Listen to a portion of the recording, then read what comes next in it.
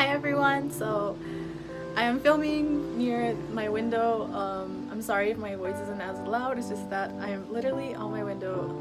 I don't know if I can turn the camera. Okay, this is not Snapchat, but so I'm outside and my window's open because it's cool, so I'm letting the air come in. But as you can see, uh, basically anything that I say, my neighbors or whoever's out there can hear. So this video is kind of going to be about the app BetterHelp. It's an app that is getting a lot of sponsorship, I guess. Not sponsorship, but there's putting themselves out there to a lot of YouTubers. I've seen almost every YouTuber I watch kind of get sponsored by this app, and a lot of them are like, oh, I worked it, like I tried it out, it was really cool. I don't really know if those are sincere reviews, but this is kind of me talking about what I felt about it. I tried it. So this is kind of just a little bit of what happened.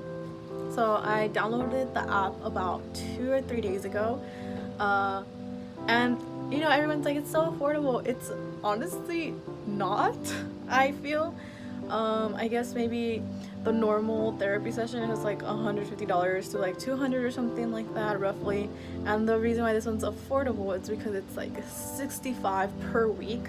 So that's their baseline, $65 per week, and that's like the basic, I guess. And then they also have like if you want to pay monthly or like by year or something like that. I don't really remember the plans, but if you can't afford it, then they're like, oh, we get financial aid. So then you like go put in like how much you make, and then they give you like a discount, which isn't even that much of a discount. It was like for me, I put that I made $900, which I do, but I didn't put, it doesn't ask you how much like your rent is or other utilities. So I don't know if they're assuming that I make $900 and I just like collect $900 every month, because my rent is like $520, so I just make $400 extra, which more than half of that goes into food. So anyway, they ended up giving me a discount, so I got a discount to pay $45 per week for 3 weeks, and then once those 3 weeks are over, you can reapply for financial aid.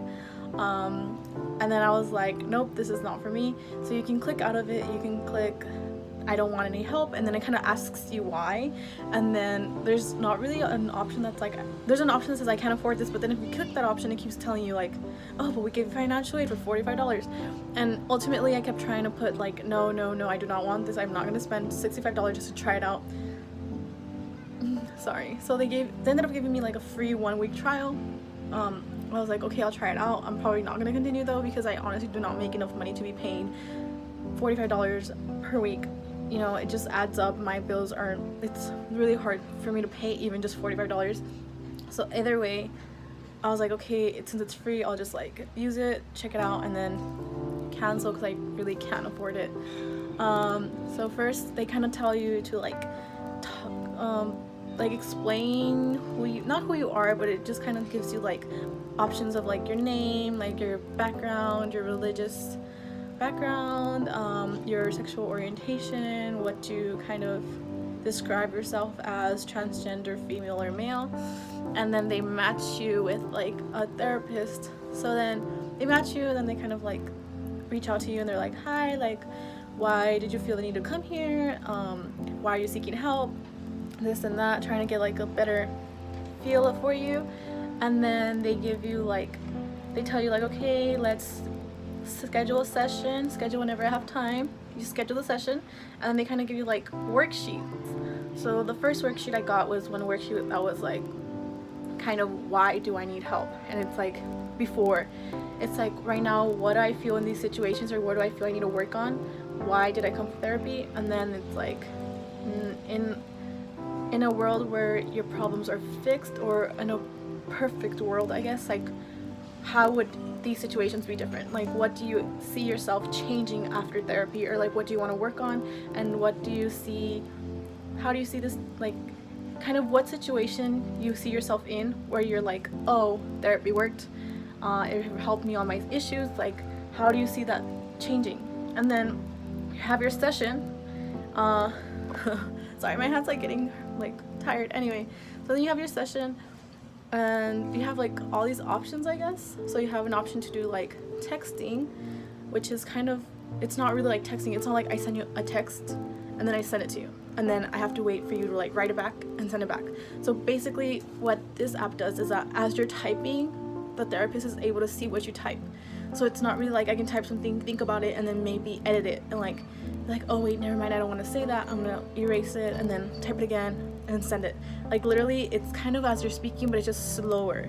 So it's like if I'm speaking to a therapist, but instead of me speaking, it's like me typing it out, and they see me as I type it out. So it's like even if I erase, they can see that I started typing it out anyway.